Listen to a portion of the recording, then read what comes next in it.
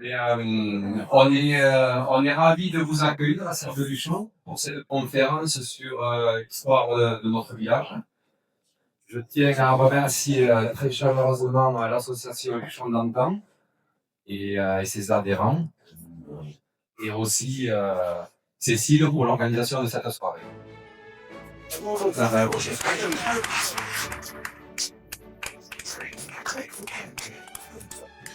Et grâce à leur recherche et à la collecte de témoignages, ces personnes nous permettent de mieux connaître et comprendre notre patrimoine. Je vais laisser la parole à Monsieur Tarpey. D'accord. Merci, Monsieur le maire. Je vais essayer de mettre le micro comme il faut. Vous nous avez invités, Cécile aussi. Nous sommes venus. Voilà, nous sommes venus. Entre deux, j'ai rencontré Monsieur Jean Travers, qui m'a donné toute l'histoire, ou une partie de l'histoire de la famille, qui est assez extraordinaire. Donc ce soir, on va évoquer donc le sujet de Sierre de Luchon, avec le patrimoine minier qu'il y avait ici. On va commencer par ça. Prévu, hein. Ensuite, donc, il y aura l'intervention de Monsieur Travers. Et ensuite, il y aura des questions et réponses de l'Assemblée. C'est-à-dire que vous avez des grands-parents, vous avez des parents qui possèdent en eux une mémoire. Il faudrait essayer de nous la donner, de l'exposer. Voilà. Alors, avant tout, ce que vous voyez sur les panneaux, là, ici, c'est l'exposition de Maurice Gourdon. Maurice Gourdon, qui était un homme extraordinaire, ça date du 19e siècle. Ce monsieur il avait plusieurs cordes à son arc, il était dessinateur, mais il était également donc photographe, il a été archéologue. Enfin, il a traversé son temps, c'est-à-dire que il a commencé par des diligences, pour monter ensuite dans un train à vapeur, et ensuite monter dans un train électrique. Et il a parcouru le temps comme ça, et il a parcouru toutes les Pyrénées. C'est-à-dire que ça ne le dérangeait pas de partir de Luchon à pied pour la Mordor. Et à chaque fois qu'il allait quelque part, il notait sur des carnets. Ces carnets, on les voit là-bas, donc sur le premier guéridon. Il a tout fait. Et à partir de ces carnets, c'était un dessinateur hors pair. Lorsque vous voyez les dessins des glaciers que vous pouvez avoir de la Netto ou ailleurs, dans tout ce que vous avez ici, les glaciologues actuels se servent de ces dessins pour voir l'évolution des glaciers. C'est-à-dire que c'était tellement bien fait qu'on peut réellement dire, voilà, tel glacier a reculé d'autant, grâce donc aux éléments de M. Gourdon. Alors, on va commencer notre histoire par Patrick Payet. Patrick Payet, qui est le président de l'Académie Julien Sacaz. On fait beaucoup de vidéos sur les Pyrénées, sur le Luchonnais. La dernière qu'on a fait, c'était sur la maison pyrénéenne, en 3 volumes, en 3 tomes. Tout ça, à la limite, je vous le donnerai après. Mais on a un patrimoine ici qui est exceptionnel. C'est ça qu'il faut se dire. Et ce patrimoine, il ne faut pas le laisser partir. Parce que ce patrimoine, tôt ou tard, sera reconnu. Sera reconnu non seulement par nous, mais également par le tourisme, par différentes choses. Et c'est pour ça que ce patrimoine, il faut le faire vivre. Il y a plein de choses, mais il va nous l'expliquer, puis je vais arrêter là, qui ont disparu. Et nous sommes en train de les faire revivre. Voilà. Donc j'en ai terminé. Je vais passer donc le micro à Patrick Payet. À toi. Merci. Bonsoir tout le monde. Je ne pensais pas qu'il y aurait autant de monde. Il m'avait prévenu, ça serait un petit comité restreint, donc c'est tout à fait le cas. Donc vous vous attendez à ce qu'on vous complète un petit peu ou qu'on vous amène un petit peu des notions qui vous manquent ou des synthèses qui vous manquent sur l'histoire de Sierre de Luchon.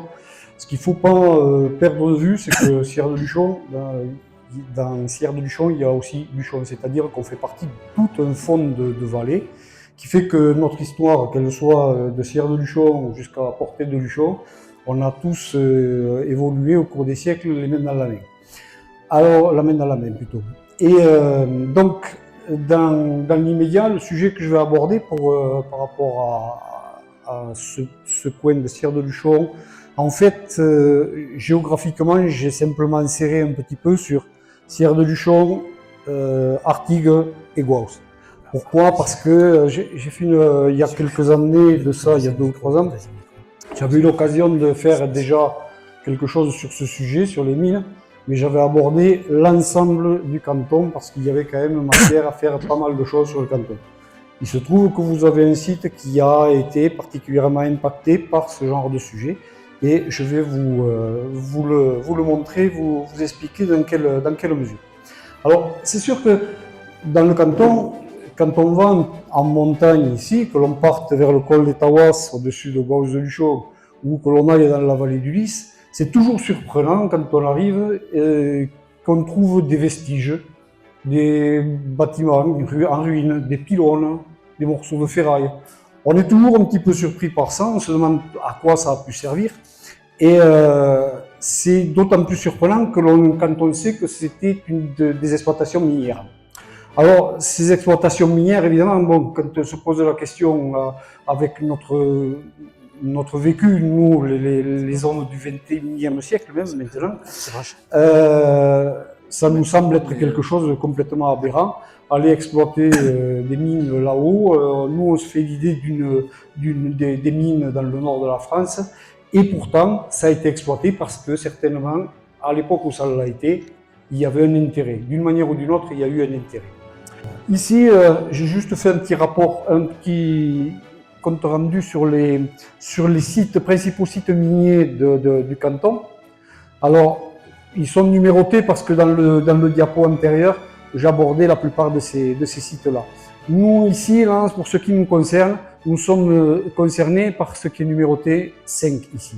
Alors, principalement par tout ce qui bascule depuis Bautzen, parce que bon, le Val d'Aran a quand même été français pendant pas mal de temps, et même dans les relations après, quand il était espagnol, pour ceux qui ne le savent pas, on avait quand même des traités qui faisaient qu'on continuait à commercer. Sinon, de toute façon, combien d'années on fait souche dans notre vallée et dans nos villages. Simplement pour dire qu'ici, dans notre vallée, enfin dans les vallées pyrénéennes, nous avons le plus vieux traité européen qui a 4 siècles. Donc la communauté européenne à côté, c'est un enfant de cœur. On a 4 siècles. C'était la possibilité des troupeaux du côté de l'autre versant de venir ici donc se nourrir. Alors, pour ce qui concerne donc ce secteur, c'est vrai que aborder sèchement l'exploitation minière sur Sierre de Luchon, Bautzen, Artigues et Gouas, ça ne permettrait pas d'avoir une vision réelle de la façon dont ça a pu être exploité et le pourquoi en fait, pourquoi ça avait été exploité comme ça. Alors on va survoler, je dis bien survoler un petit peu, les raisons historiques qui font que on a exploité les mines de cette manière-là et pas d'une autre manière. Alors, pour ce qui est du Moyen-Âge, l'intérêt des grands seigneurs de l'époque, nous on dépendait du comté de Comminges, mais le comté de Comminges était lui-même vassal du comté de Bigorre, du roi d'Aragon, etc. En général, l'exploitation, elle était liée à tout ce qui était exploitation minière, pardon, je dis une bêtise, était liée à tout ce qui était frapper la monnaie. C'est-à-dire que, en général, le fait d'avoir accès aux minerais permettait d'avoir une certaine puissance et souvent était lié au fait que l'on pouvait frapper monnaie, que l'on avait le droit de frapper monnaie.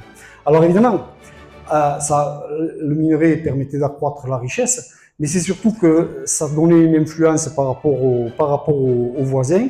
Et donc, il y avait quand même, quand il y avait un seigneur qui chapeautait l'ensemble, en règle générale, c'est celui qui était en haut qui voulait tout maîtriser. Donc, essayer que celui d'en bas en ait le moins possible. C'est pour ça que cette lutte-là de savoir qui allait avoir les exploitations minières et tout, a été quand même très importante et elle a perduré jusque dans le 19e siècle. Tout a été articulé là-dessus.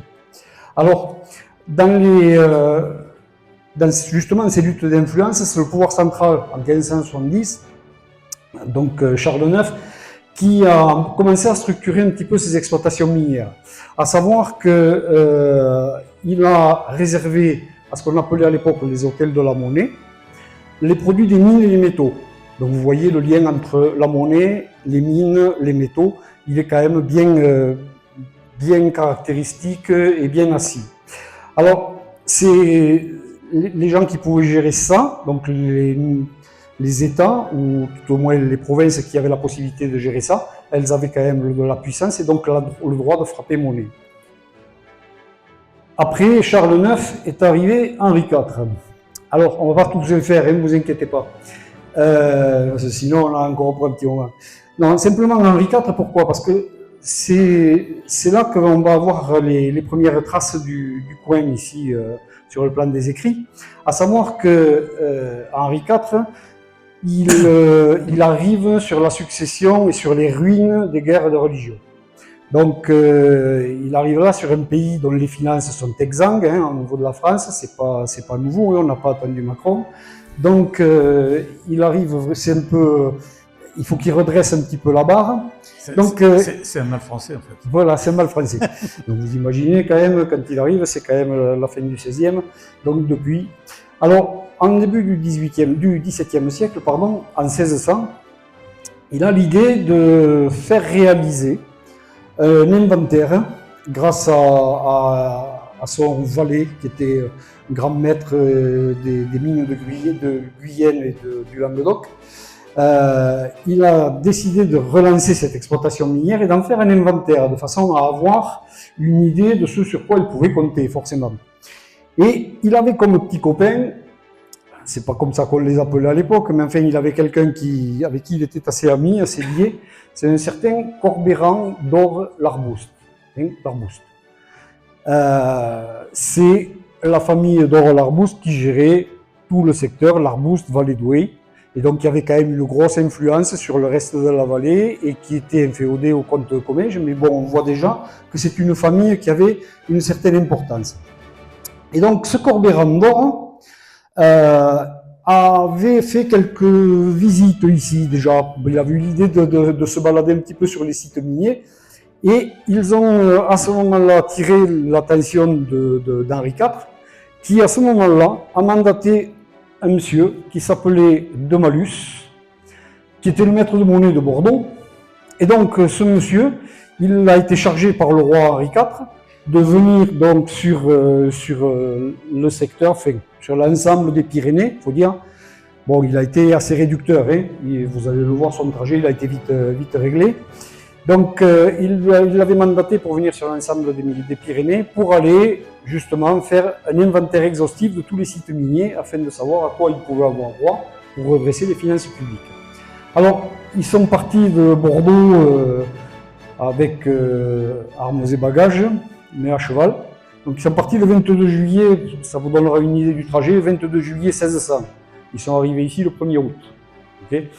Donc, ils ont quand même fait un petit détour par l'Ariège, un petit peu sur le secteur. Alors ça, c'est une carte de l'époque. Forcément, c'est pas facile à lire. Ici, vous avez notre secteur ici. Ouais. Là, vous avez le Couserans. Donc, il a été faire un tour par le Couserans, mais vous voyez que c'est assez rapidement exposé. Vous avez Carcassonne ici, là, et Pampelune ici. Donc, l'échelle, elle est quand même bon. Voilà. Et il se préoccupe, oui. Ce sont les cartes de l'époque, de toute façon.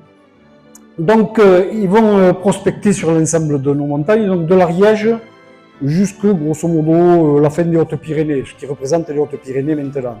Alors, on va se rendre compte quand on va lire le rapport de ce monsieur de Malus, que les sites actuels que l'on connaît, puisqu'ils ont été exploités après, ils sont déjà répertoriés.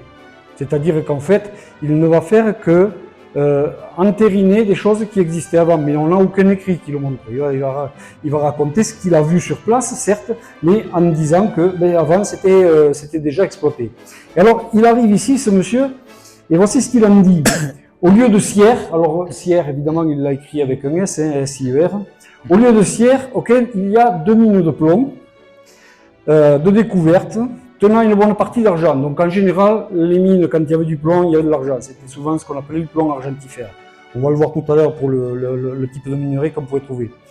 Et il dit la feu reine-mère les faisait travailler un an avant son décès, c'est-à-dire elle est morte en 1572, ça donne du 1570-71 environ. Donc elle avait déjà fait travailler ça. Donc la reine-mère c'était Jeanne d'Albret. Donc Jeanne d'Albret, elle avait le comté du Comminges. Donc elle avait déjà ces sites ici. Alors où étaient situés ces sites de mines? A priori, parce qu'il ne nous les a pas situés précisément, a priori, c'est dans le vallon qui monte au-dessus de Montmajou. Voilà. C'était dans ce secteur-là. Elles n'ont pas, dans le rapport, elles ne sont pas situées vraiment, il n'a pas mis les points GPS, quoi, si vous voulez. Et il rajoute à une lieue et le village de Lège, dans lequel il y a 2 mines de plomb tenant argent, forcément. Alors, ce monsieur, pardon, à la fin de son périple, il va se retrouver chez le lieutenant de la jugerie de Rivière, qui s'appelait Jean Dupuis, qui était d'Aspect. Et il va lui raconter tout ce qu'il a vu. Il a fait un rapport qui n'est jamais arrivé dans nos mains. Le rapport de malus, on ne l'a réellement jamais eu dans les mains. Par contre, Dupuis, il s'est mis en route pour pouvoir réécrire tout ce que de malus lui avait raconté. Ce qui fait qu'avec la distorsion du témoignage, on se retrouve des fois avec des noms, des toponymes qui sont quand même assez curieux. Où il parle de mines dans la montagne de l'Asperge, c'est Espingo, vous voyez, ou des choses comme ça. Donc on a quand même des trucs qui sont un petit peu curieux. Mais il n'empêche que là, c'est ce que vous voyez ici, cet ouvrage-là, qui a été fait en 1600, c'est le premier témoignage des mines que l'on pouvait avoir ici. Auparavant, on n'a aucune trace écrite de l'exploitation minière. Entre parenthèses, c'est considéré comme un des premiers ouvrages pyrénéistes, dans la mesure où ce gars-là, il a quand même traversé une bonne partie des Pyrénées à cheval, ce qui, pour l'époque, était quand même déjà assez, pas cavalier, mais gonflé. Alors, d'ailleurs, cet ouvrage, à la fin de l'ouvrage, il avait fait appel à un poète qui est revenu un petit peu plus, je pense à ça parce que je vois la fête gasconne là, qui est dans pas longtemps, un poète qui est revenu un petit peu plus en odeur de sainteté, qui était Bertrand Laradé, qui avait fait un ouvrage qui s'appelait La Marguerite Gasconne, et la Marguerite de Gascou, exactement. Et il a conclu son ouvrage avec un petit poème à la gloire de Jean de Malus. Bon, c'était manière de pouvoir bien marquer qu'il avait apprécié ce qu'avait fait Jean de Malus. Alors, ça, c'est après la visite de Jean de Malus, ça n'a pas vraiment décollé au niveau de l'exploitation minière.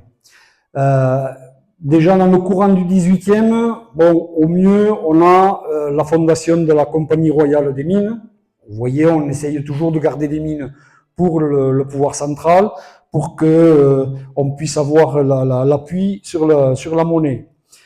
En 1780, le marquis de Gestas, on accorde au marquis de Gestas l'ensemble des mines, des concessions minières de tout le secteur, plus les Hautes-Pyrénées.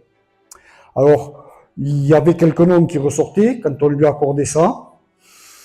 Entre autres choses, il y avait des mines sur Miel, sur Saléchamps, mais après, il n'y a pas trop de mention des mines du secteur. Mais par contre, lui, sa concession, et ça va commencer un petit peu dans la façon de gérer les mines, c'est que ça va alimenter un petit peu plus les tribunaux que réellement les caisses du Trésor royal. Parce que ça a été contesté par les uns, par les autres, et donc on retrouve rapidement des instances au tribunal. Alors, à la fin du 18e, c'est là que ça démarre réellement, arrive ce monsieur, baron de Dietrich. Alors, de Dietrich, bon, je pense qu'il y en a beaucoup qui connaissent ce nom. C'était un maître de forge, il était issu d'une famille de maîtres de forge de Strasbourg. Et beaucoup d'entre vous doivent connaître les gazinières de Dietrich. Voilà, c'est la suite de ce monsieur. Hein. Donc ils avaient. Il y avait même des storailles. Oui, il y a beaucoup d'électroménagers qui a été créé, mais pas en 1786, c'est à la suite. Alors, ce monsieur est arrivé ici, mandaté de nouveau par le pouvoir royal afin de réaliser un petit peu comme de Malus un examen assez exhaustif des potentialités minières qu'il y avait dans le secteur. Alors, quand il arrive ici, en fait, à Sierre, personne n'a été foutu de lui parler des fameuses mines que Jeanne d'Albret avait fait ouvrir. Donc, on n'en parle pas.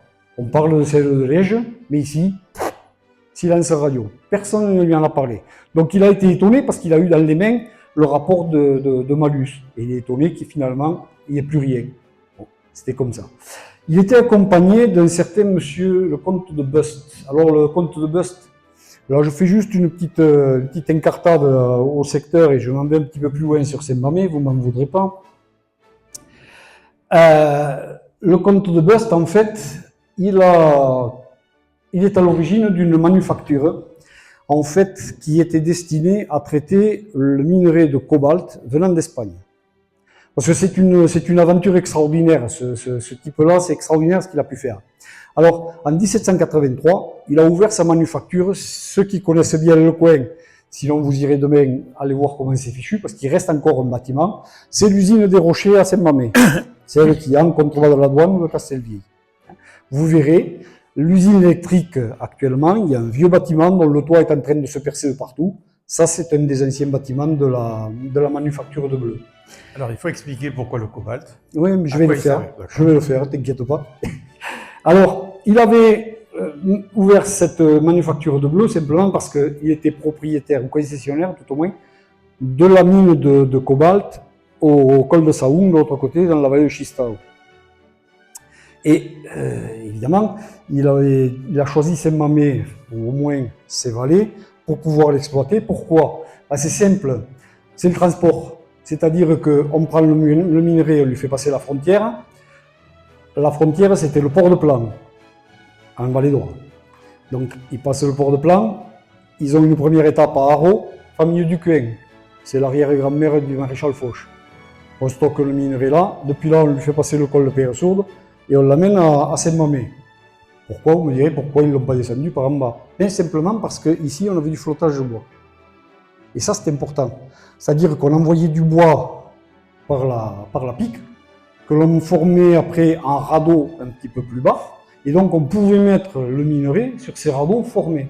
Et ça, c'était intéressant, parce que de là, ça arrivait par radeau directement à Toulouse. C'était beaucoup plus sûr et rapide. Que de l'autre côté, on n'aurait pas eu droit à ça. On tapait en plein milieu là, avec la baïse et tout ça. Donc, en fait, lui, il a exploité cette manufacture. Je m'étends un peu là-dessus, mais ça va être, on va raccourcir après derrière. Cette manufacture, vous en avez une photo, c'est la seule photo que l'on en ait. Donc, a priori, ça doit être ce bâtiment qui est encore debout. Remanié, mais ça doit être ce bâtiment. Il a exploité ça avec des Allemands. Je ferai un lien tout à l'heure, c'est pour ça que je me suis étendu là-dessus. Parce que quand on exploite le cobalt, on le fait cuire, on va le vitrifier et on utilise de l'arsenic pour pouvoir l'extraire après. Alors imaginez-vous, les comités d'hygiène et sécurité, ça n'existait pas là. C'est-à-dire que quand on retirait l'arsenic du fond du four, le type il rentrait, il avait bu un verre de lait et il se mettait un mouchoir devant la tête, devant le museau, parce qu'on lui avait dit que le lait c'était un antipoison. Vous imaginez un petit peu ce que ça pouvait donner. Ça faisait pas ça faisait pas de vieux mineurs. Et donc, beaucoup étaient allemands parce que, en fait, les techniques d'extraction avaient été bien arrangées en Allemagne, bien améliorées. Et il y en a qui sont restés dans le coin. Il y en a un qui s'appelait Talaker, qui est resté ici, qui a épousé une fille de Saint-Paul-Louis. Oui, il est venu chercher une fille chez nous. Et ensuite, il est reparti en Espagne. Il avait été mandaté par le roi d'Espagne pour l'exploitation du minerai de cobalt. Donc, ça a une importance à l'arsenic. Je vais y revenir juste après, par rapport à ce que l'on a ici. Donc, derrière, en fait, on a vu que ça partait un petit peu d'un côté et de l'autre. C'était toujours le pouvoir central qui maîtrisait ça, mais il avait du mal quand même à maîtriser son histoire. Et donc, ce qui a eu d'importance, c'est l'école des mines. Ça a été fondé à partir de 1783 et surtout en 1810. Alors, cette école des mines, en fait, les ingénieurs des mines, les fameux ingénieurs des mines, qu'on connaît actuellement encore, mais qui ne font plus ça, ils étaient destinés à la fois à conseiller, à organiser, à vérifier que les concessions étaient données aux bonnes personnes, qu'elles étaient exploitées de la bonne manière et là où il fallait. Alors, par contre, et ce qui s'est passé à partir de 1810, c'est qu'il y a eu une loi qui a bien spécifié la chose, c'est qu'un permis qui était accordé pour les travaux qui n'étaient pas forcément entrepris, il pouvait être négocié derrière. Il appartenait toujours au déposant. C'est-à-dire celui qui demandait une concession sur un village, il pouvait payer, à l'époque en 1810 c'était déjà le franc, donc il avait payé 4 francs, et il pouvait revendre cette concession sans repasser par la commune, puisqu'il avait acheté la concession. Il en était propriétaire. Et donc ça a donné lieu, pendant tout le 19e siècle, à tout un tas de spéculations, sans qu'il y ait seulement d'exploitation. Et donc il y a eu des demandes que j'ai retrouvées dans les registres de délibération de la commune de Cierre-de-Luchon. Il y a des gens qui ont posé des demandes dans les années 1870, 1880. Ces demandes-là n'ont jamais abouti à quoi que ce soit. Mais par contre, elles ont été négociées. Et c'est ce qui a fait chuter un petit peu les exploitations minières dans les Pyrénées. On va le revoir de suite après. Alors, vous allez me dire, mais qu'est-ce qu'on exploitait? Alors, on l'a vu tout à l'heure, hein, il y avait surtout, c'est le problème des couches géologiques dans lesquelles nous nous situons. Il faut imaginer que l'avantage des Pyrénées centrales, c'est que géologiquement, ça se lie facilement. Vous avez le plus ancien qui est sur la crête, en haut, et puis plus on descend, plus on va vers des couches récentes. Ici, on est dans une des couches les plus épaisses. Hein, sur le plan géologique, c'est ce qu'on appelle du dévonien, du calcaire dévonien. Ce sont des secteurs calcaires primaires, mais qui sont très chargés pour certains endroits en métaux lourds. Donc on peut arriver à trouver certains types de minerais. Et c'est ce qui se passe. Alors la plupart du temps, on trouvait de la galène, donc le plomb argentifère que vous avez là.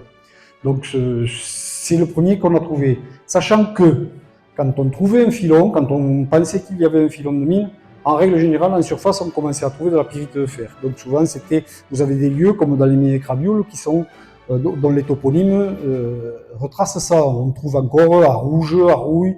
Hein, c'est souvent ce qui s'est passé. Donc la galène a été exploitée en premier. La blende, c'est du zinc hein, essentiellement. Alors la blende, en fait, on a appris à l'exploiter beaucoup plus tard. Et quand on a su que ça pouvait être exploité, qu'on avait besoin de zinc, qu'est-ce qu'on a fait? On a récupéré ce qu'on avait jeté de la galène, c'est-à-dire ce qu'on appelait les stériles. Les stériles, oui. On avait attrapé les stériles et puis on les a retraités pour choper la galène. C'est assez malin. Ici, par contre, pour ce qui va nous concerner sur les vestiges que l'on a encore, c'est surtout la pyrite de fer. Donc la pyrite de fer, là, c'est l'élément premier que l'on va trouver souvent sur ces filons, sous forme de hématite ou limonite, pour ceux qui éventuellement sont férus de géologie. C'est souvent en surface, donc on se fait souvent piéger, c'est-à-dire qu'on trouve ça en surface, on commence à creuser, puis en dessous il n'y en a pas. Donc c'est un petit peu ennuyeux. La pyrite, par contre, au contraire à la différence plutôt de la galène et de la blende, c'est qu'elle a besoin d'un traitement direct, c'est-à-dire qu'on la fait cuire directement pour extraire le fer et ensuite pour faire les aciers. Tandis que la galène et la blende, il faut faire un tri.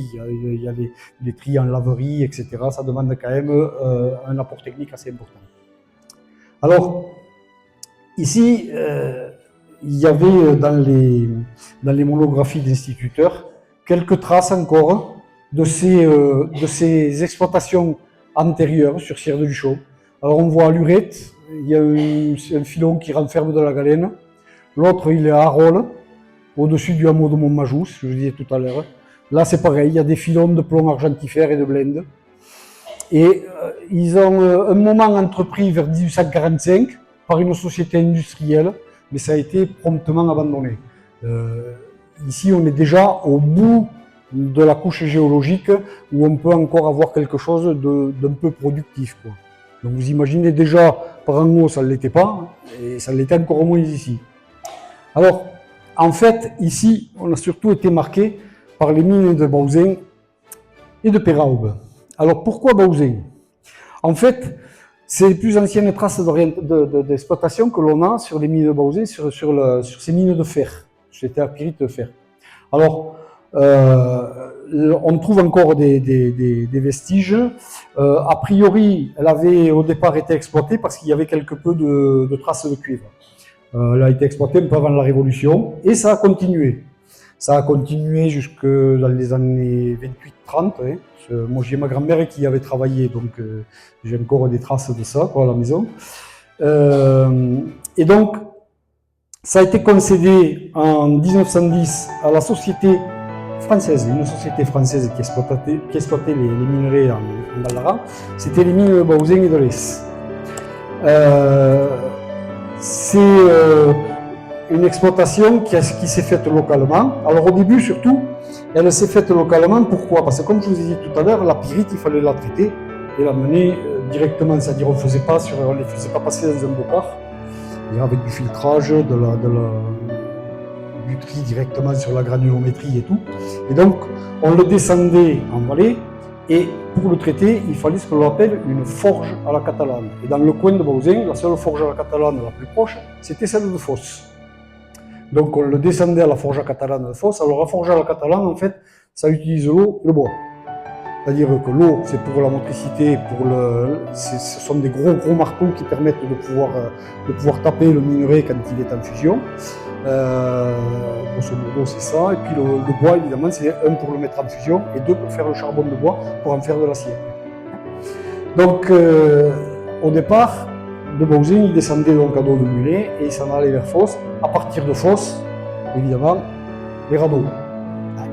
On partait sur la Garonne avec les radeaux et on amenait le minerai de fer ou l'acier vers Toulouse.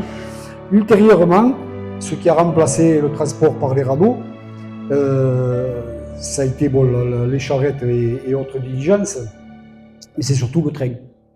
Quand on a eu des choses à transporter, mais là, à ce moment-là, on a eu l'idée peut-être de l'exploiter différemment et de le faire passer par la France. Alors, comment dire,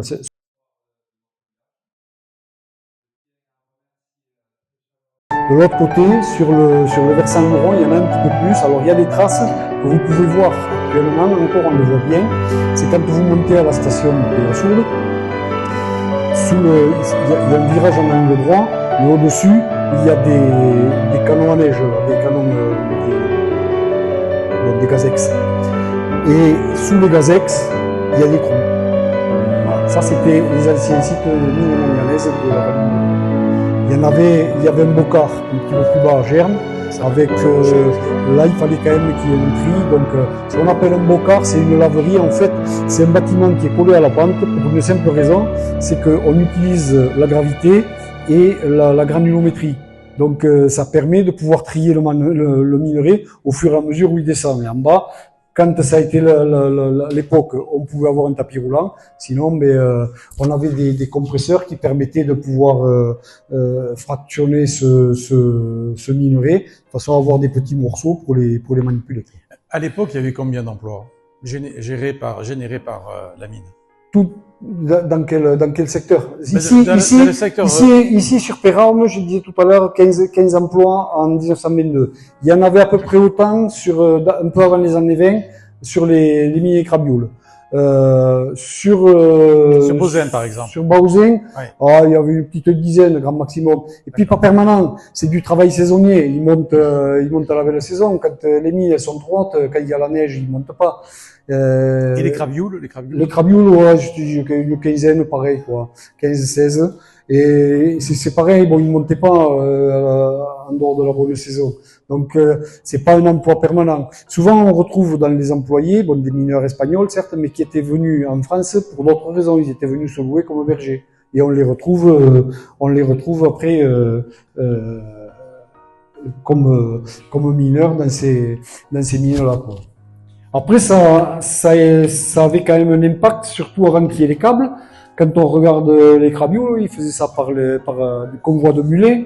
Il fallait descendre tout le minerai. Il faut imaginer que le type qui venait, il venait du Val d'Aran, il avait 30 ou 40 mulets. Et il descendait, le minerai, il devait se faire 2 voyages, 3 voyages en la journée. Donc il avait une grange complètement en haut de la forêt pour pouvoir faire stationner les mulets et tout, quoi. Tout à l'heure, pour le cobalt, c'est pour ça, c'était pour le bleu de cobalt qui servait à... Alors le bleu de cobalt, ouais, voilà, c'était en fait pour ça que c'était exploité par des gens qui venaient des pays de l'Est. Au départ, c'est ce qu'on appelait le bleu de Saxe, qui est devenu le bleu de Delft, c'est-à-dire c'était hollandais. Et les techniques sont descendues ici, on en tiré le bleu, c'était un colorant qui a servi entre autres à faire la faïence de Valentine, hein, le fameux bleu de Valentine. Et ensuite, c'est monté dans le nord de la France et c'est devenu le bleu de Sèvres. Voilà. Donc on a été quand même, le bleu de Saint-Mamé, il était avant le bleu de Sèvres. Merci Patrick. Avec plaisir. Merci. Je crois que ça vous a plu.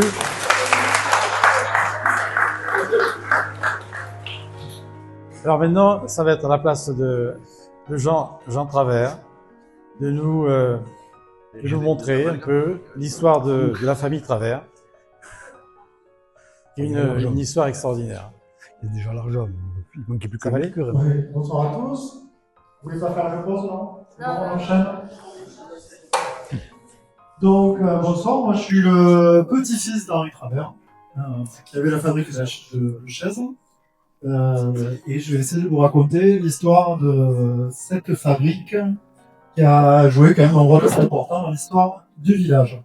Il y a 4 parties. Comment il a comment il est rentré dans la menuiserie. L'époque de la guerre et de la captivité en Autriche, je vais vous raconter pourquoi ça a joué un rôle important dans l'arrivée de l'histoire de l'atelier. Comment fonctionnait la menuiserie à l'époque de l'exploitation, et puis le futur, ce que ça devient aujourd'hui.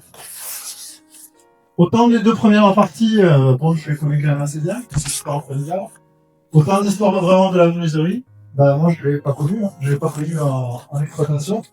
Il y a plusieurs personnes ici qui ont eu des parents qui ont travaillé.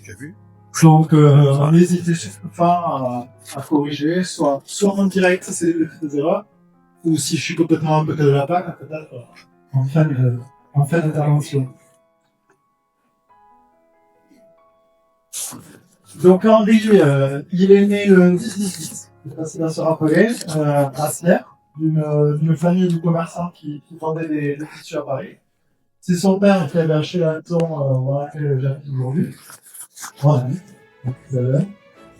Et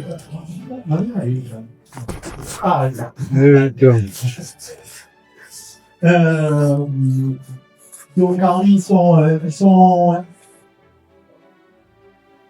Il y avait le sur le milieu. Hein. donc alors c'est Henri a un frère, c'est quoi les 2 frères hein, son grand frère, et Henri il n'est pas encore arrivé, il est arrivé l'année d'après. Et donc ils naissent à Sierre. Le grand frère part pour faire des études d'inspecteur des impôts direct. Et mon grand-père Henri a poussé jusqu'au certificat d'études, mais il s'est arrêté là. Après ça, alors, il y a un flou sur ce qu'il a fait, parce que jusqu'à ses 24 ans, on sait qu'il a fait un petit passage comme instituteur entre les Douai et Montréal de l'Enfance, mais ça n'a pas du tout duré longtemps. À Gauss aussi. Hein ah, voilà. À Gauss. Et donc là, nous, on sait pas trop ce qu'il a fait jusqu'à ses 24 ans, mais apparemment, c'est en 1934. À 24 ans, qu'il est rentré en apprentissage de menuiserie à la menuiserie Casat, qui existe encore aujourd'hui. Donc, c'est... Voilà. Ah, alors, là, il faut rectifier. Vous allez y avoir des corrections. Il va y avoir des corrections d'utilité. Attends, tu ah, ben, c'est bon. Maman, elle est venue redresser l'histoire. Hein. Bon, c'est pour corriger, hein. C'est pour corriger.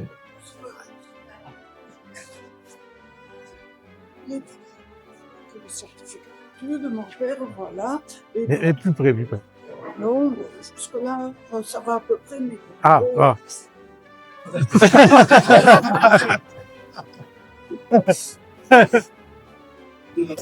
Ah, ok, ouais.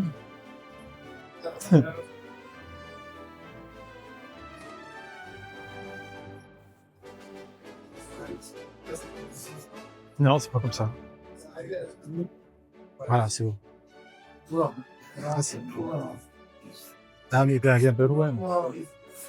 Ah, ouais. Ok.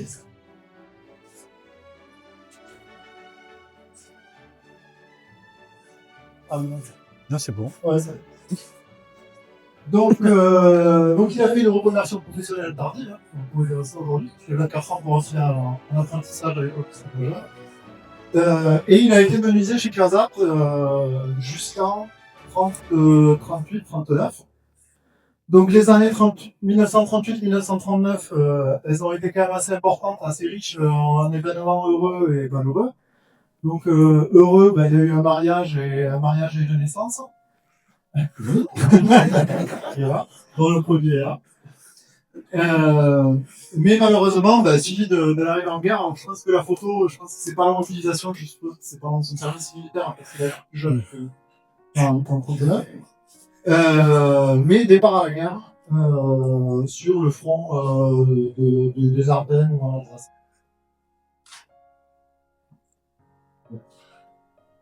Donc moi je vais pas refaire l'histoire de la guerre, défaite très rapide. Il a été regroupé, il a été envoyé dans un camp de prisonniers à Langres. Donc Langres c'est au nord de Dijon. Et pour s'occuper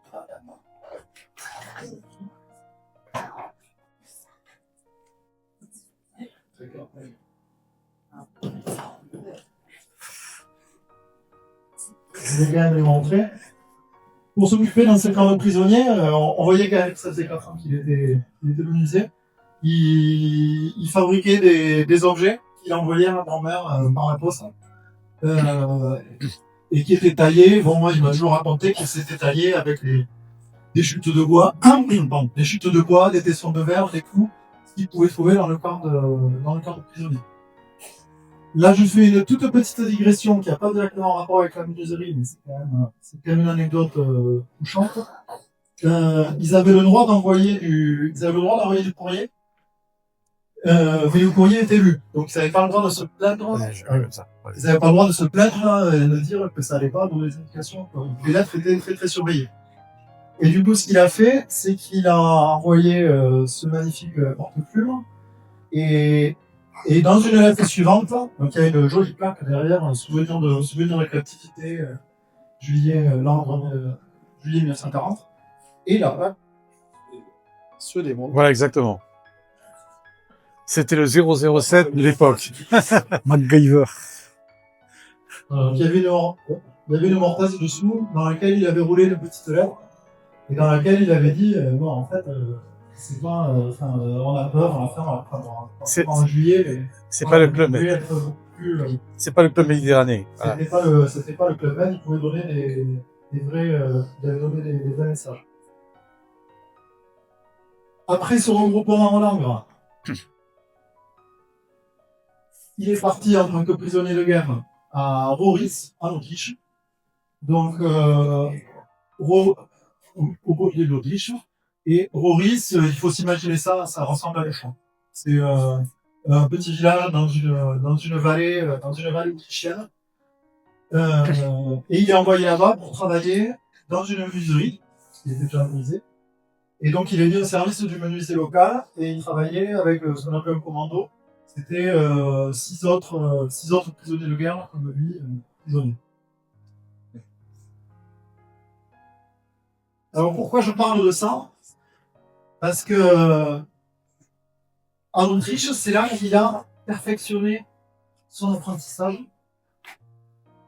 Parce qu'il notait tout. Donc il s'est entrepris de tout noter sur ce petit carnet.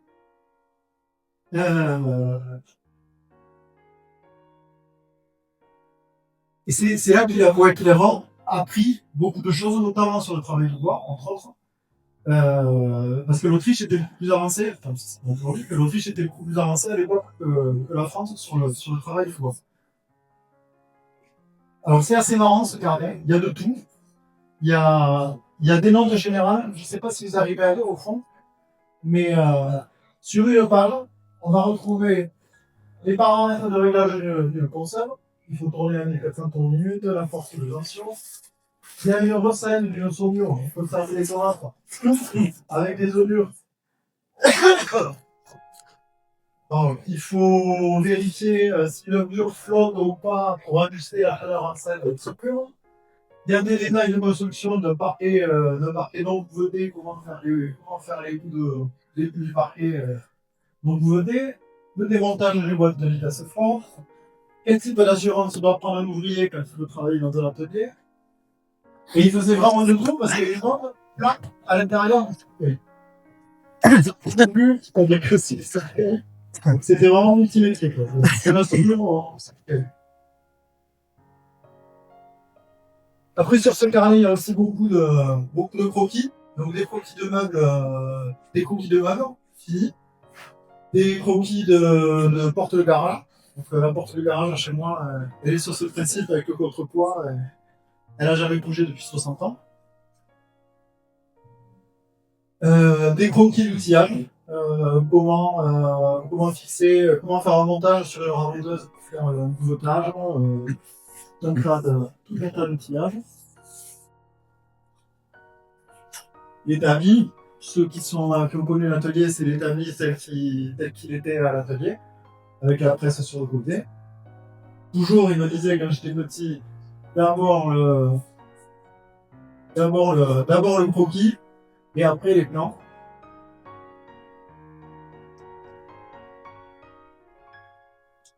Des outils simples, le rabot, avec l'esquisse et le plan, des crampons. Bon, il y a un sacré coup de crayon quand même. Donc, c'est impressionnant. Montage de ponceuse. Bon là, j'ai jamais compris comment il passait la bande, mais en fait, je le savais.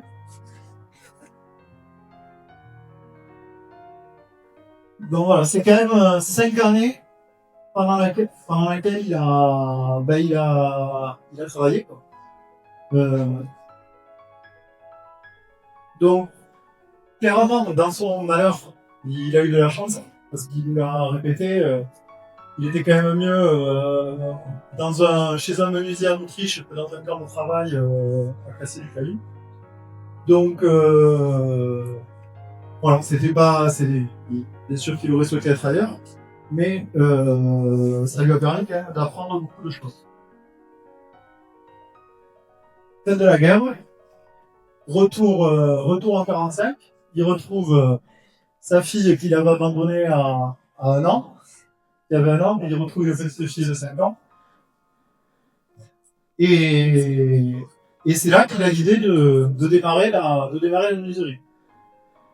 Donc, l'histoire dit qu'il a demandé à son frère de...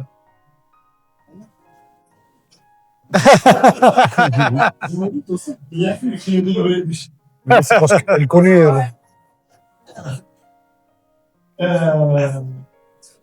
Retour de captivité, oui, il demande... L'histoire dit qu'il a demandé à son frère de lui acheter une scie à l'avance, son frère était revenu plus tôt. Et il a démarré la scierie. Donc la particularité de la scierie, c'est qu'elle était intégrée, l'atelier de la fabrique de la chaise. Donc elle était intégrée de l'arbre à la chaise. Donc la chenillette pour déborder, jusqu'à la chaise finie qui était le livret accessoire des employés, jusque de Nice, le Gers. Ah, On peut ajouter que c'est là où... Et non, il n'était pas né. Ça, c'est Je vais servir. Attends. C'est l'école derrière. Oui, là c'est devant c'est devant chez William. L'école ici. Un petit mot sur le chenillette, parce qu'il y a quand même, c'est les amateurs de chansons de trésor. Il y a une légende sur ce chenillette. Elle est enterrée quelque part. Elle est enterrée sous la nouvelle maison de Fredo. Mais il en a trouvé quand il a fait une fondation. Alors, Alors, si c'est des amateurs de détection de métaux, de trucs comme ça, je vous donne l'adresse de Fredo tout à l'heure, il vous répond. Alors, il est peut-être sous le tilleul, elle est peut-être un peu à côté. Voilà, je sais qu'elle était un peu plus dessous. Elle est plus basse, non? Est-ce que mon son, ça a été recouvert par pas créé au soldat? Bon, il y a plusieurs hypothèses. Les incidents de recherche, ils sont les mêmes.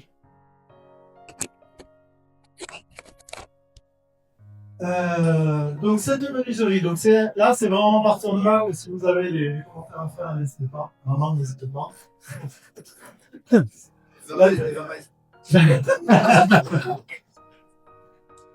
L'atelier, donc ça c'est la partie ancienne du bâtiment, c'était la première partie.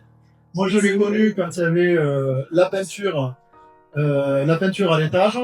Je pense que le bas servait d'assemblage final parce qu'il y avait la presse pour l'assise. Et de stockage de produits finis, je suppose. La partie, l'extension qui était là où il y avait toutes les machines, et qui a été agrandie en fait au fur et à mesure des années. Là, il y avait une tube pour le séchage. Alors, quelqu'un m'a dit tout à l'heure qu'elle était peut-être plus bas, je sais pas.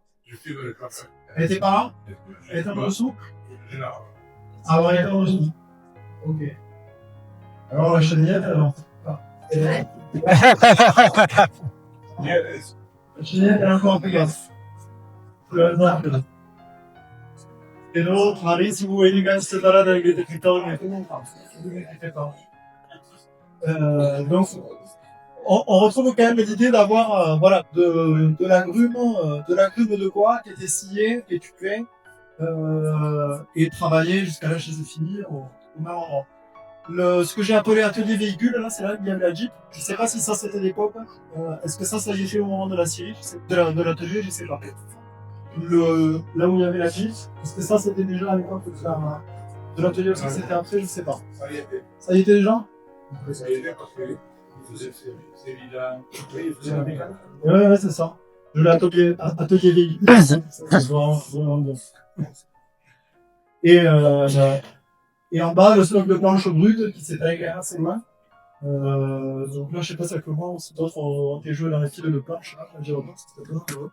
Mais les gamins, j'ai pas mal joué. Alors, la menuiserie elle-même, ce qui est surprenant, c'est qu'on a que 3 photos de la menuiserie, de l'intérieur de la menuiserie, les 3 photos que je vais vous montrer là. Moi, c'est les 3 seuls qu'on a. Je sais pas si d'autres en ont. Qu'est-ce qu'il y a On a pas parce que mon père était discret, il n'aimait pas du tout. Il n'aimait pas trop les photos, mais ça m'a toujours étonné qu'il n'y ait pas sur un événement, un anniversaire, je sais pas quoi, quelqu'un qui prenne une photo. Mais donc on retrouvait tous les outils d'une menuiserie, une grande scie à dents, toutes les machines à l'alignement, donc la débauchisseuse, la raboteuse, la fouille, la ponceuse à bande montée comme sur les carnets, tous les gabarits qui tombaient au plafond, les établis de travail, les scies circulaires. Et c'était froid.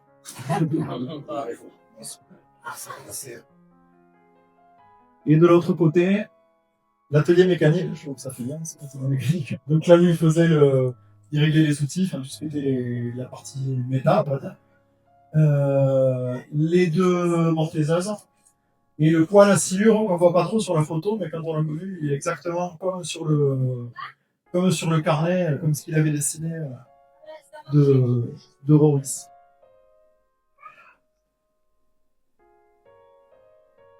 Alors cette menuiserie, il n'était pas tout seul. Il y a beaucoup de gens qui ont travaillé. Enfin, beaucoup. On pense une quinzaine, au maximum une quinzaine au pic de l'activité. La seule trace en dur que j'ai gardée, c'est on a gardé deux cafés à souche de bulletins de salaire. C'est pour ça que les bulletins de paye. C'est pour ça que j'ai les noms là vraiment. Je peux dire en 57, il y avait tous ces gens qui travaillaient, qui étaient permanents, plus Sur 57, j'ai qu'un nom, des bûcherons qui prenaient la tâche pour aller abattre les arbres.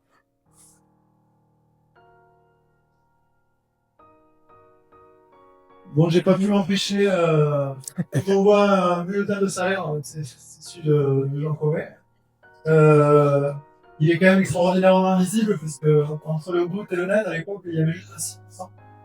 Bon, aujourd'hui, il y a 15 lignes de déduction. Je vais tourner positionnement, on a gagné en finesse de pilotage des finances. Et celui-là, je suis tombé dessus par hasard. Je voulais le montrer parce que c'est le bulletin de salaire de Louis Castro en décembre 57. C'est quel est joueur. Et c'est flou, je suis désolé, c'est pas volontaire, j'avais pas compris cette année, c'est le congé naissance. Bravo!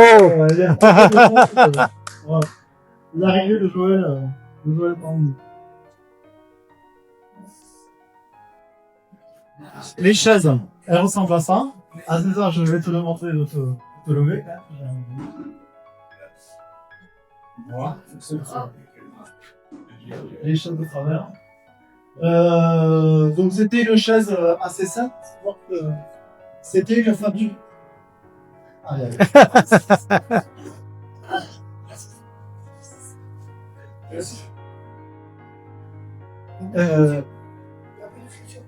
Alors il y avait plusieurs modèles, mais celui-là c'était le modèle phare. Et là c'était vraiment le modèle signature.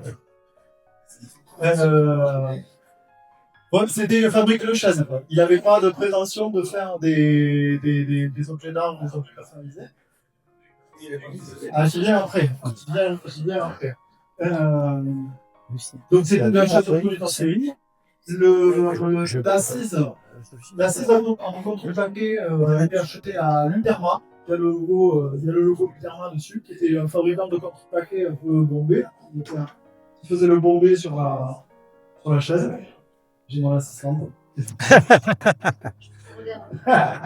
sais pas s'il se voit pas sur Donc, petit tuyau, si vous avez un de mes brocants, parce que ça m'est arrivé, et qu'un gars qui vous dit, mais ça, cette chaise dessus, c'est une Uterma. Là, non, c'est une chaise de travers. Et il a acheté l'assise chez Uterma.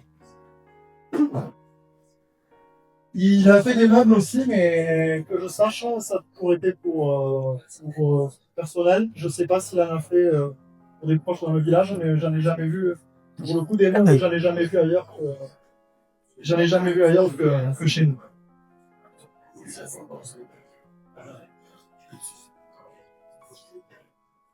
Alors, il faisait des banditismes. C'était vraiment pareil, le gros business.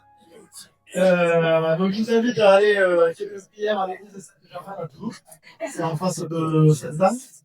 Et parce qu'il y a encore environ 150 chaises qui sont encore là, qui servent souvent. Et qui permettaient à mon grand-père de dire à maman, j'aurais une place assise auprès du Seigneur.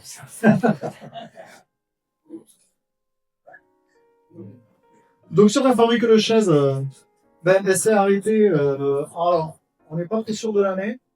On dit 68. Vraiment, c'est le moment d'intervenir. La fin de l'activité, on est entre 68 et 70, je sais pas. 64, 68. 64, 68, 70. Je sais pas, c'est Jean-Pierre.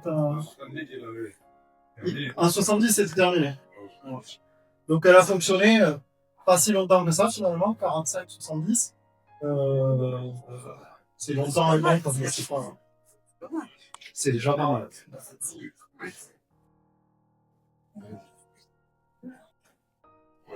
Donc, fin de la fabrique de chaises. Ensuite, l'atelier a continué d'exister. Il a diversifié ses activités. Notamment les retours de la découpe des bêtes après la chasse. Ouais, voilà. Lui, il ressemble à Vincent. Ah, Hein c'est son fils.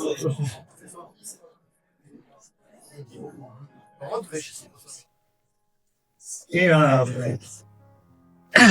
donc, je suis content de voir que l'atelier il continue, plus avec la même activité, mais je suis content de voir qu'il se transforme et qu'il va continuer de servir.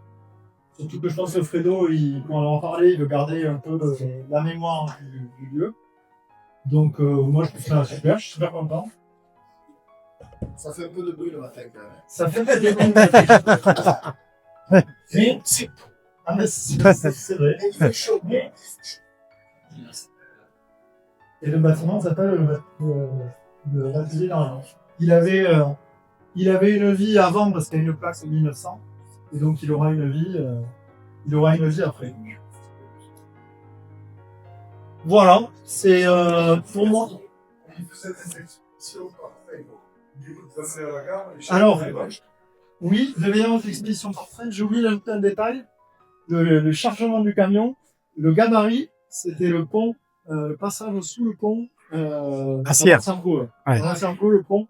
C'est ça qui servait de. Le pont, C'est ça qu'il fallait pas dépasser. le pont ferroviaire. Sinon, on était. Et là, tout le monde s'y mettait pour attacher, faire le dos de la chaise, attacher avec une ficelle et les dinosaures pour tenir sur le camion. Vous faisiez des escaliers aussi, j'en viens chez les parents. Alors, justement, c'est ce que je. Des escaliers chez toi, c'est ce qu'on appelle les affous. Oui. Et alors, je sais pas s'il était tout seul parce que, pour le coup, Louis Cazot aussi, une fois qu'il était Donc, passé ça, chez il nous. a fait pendant à la retraite, hein, 70 ans. Tout seul. Ah, d'accord. Ouais. Tout seul. Parce que le meuble que j'ai montré tout à l'heure, je ne veux pas usurper la mémoire de Louis. Louis, il est venu chez moi, des fois, il m'a dit que c'était lui qui l'avait fait. Alors, je pense qu'il voilà. Il collaborait, quoi. Enfin, je sais pas exactement qui avait fait quoi, dans quelles circonstances, mais le meuble de tout à l'heure, c'est Louis, il a dit que c'était lui qui l'avait fait. Et par la suite, quand il est arrivé, il avait son âge disait il avait une personne de show, lui disait Alors, Hilaire ou Ouais. Il y avait plusieurs personnes. Ouais. Non, mais il y avait Hilaire, il y avait, je trouvais ça pas le père de François Davy, un gendarme qui venait. il était heureux de son atelier. Tout à fait. Voilà. Tout à fait. Voilà, c'est comme ça. Oui, tout à fait. Harry, c'était un Québec. Voilà. Alors, tout à fait.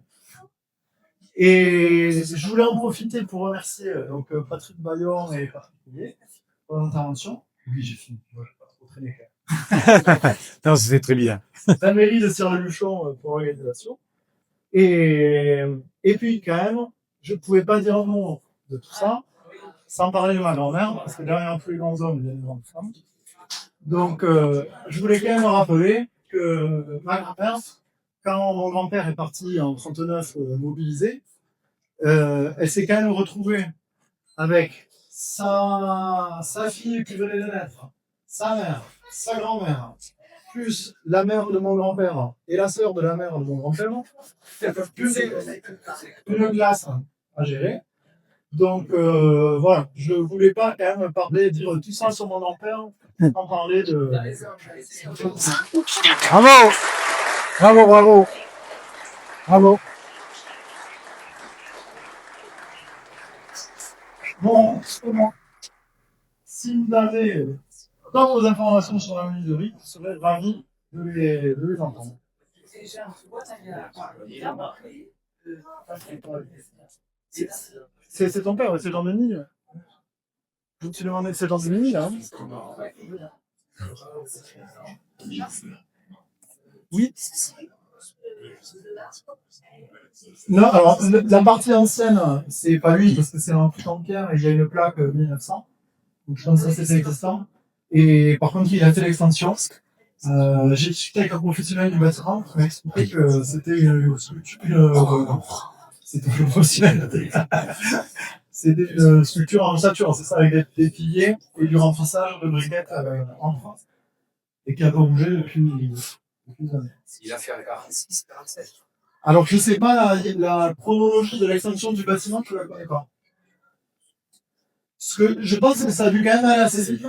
Parce que, comme je vois qu'en 57, donc c'est quand même que 12 ans après avoir commencé, ils étaient déjà à l'effectif maxi, quoi. Donc, les 14 personnes, ils les rentraient pas dans la première cellule, en fait. Il a agrandi assez vite.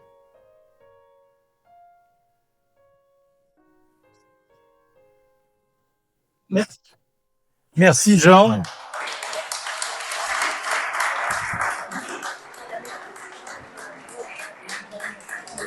Merci pour cette page d'histoire qui représente le patrimoine en fait de Sierre et de la vallée. Donc c'est magnifique. Je regrette de ne pas avoir laissé à Jean le temps de préciser certains points. Par exemple, l'étuve. Elle a brûlé 2 fois. La deuxième fois, mon père a décidé de ne pas la reconstruire et d'abandonner la partie exploitation forestière et scierie. Désormais, il a acheté les planches prêtes à l'emploi. Il y avait encore 4 à 5 scieries dans le Luchonnet. Comme Jean l'a dit, les affaires ont bien marché à la reconstruction à la fin de la guerre pendant une dizaine d'années. Vers 1955, l'industrie du tourisme a bien repris et occasionné des emplois nouveaux, plus variés, plus intéressants, mieux payés que le travail à la chaîne, à l'atelier, où les machines devenaient obsolètes. Il aurait fallu les changer.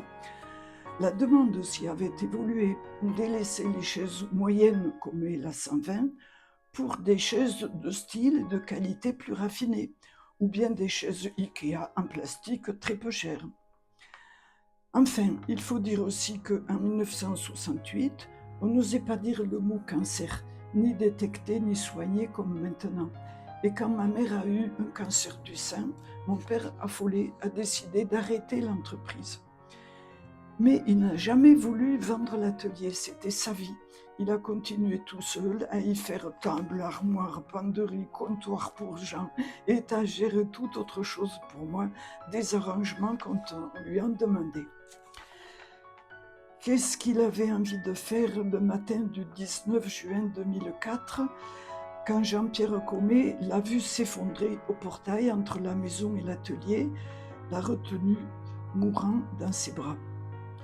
Ma mère est décédée un an après, en 2005. Fredo et Marie nous ont acheté l'atelier quelques années plus tard. Je crois que mes parents seraient contents s'ils voyaient Jean, Isabelle, sa compagne, et leurs 2 petites filles habiter cette grande maison face à l'atelier, et moi pas loin d'eux. On arrive au futur. Cet été 2026 démarrent les gros travaux de reconstruction à l'identique, mais en plus joli, de ce qui deviendra bientôt un gîte qui s'appellera à l'atelier d'Henri. Touchant. Merci Marie et Fredo, merci beaucoup. Claudine, c'était formidable. Vous avez été formidable. Donc merci beaucoup de cette pensée que vous avez eue là pour notre patrimoine. Voilà, merci beaucoup et puis donc à très bientôt.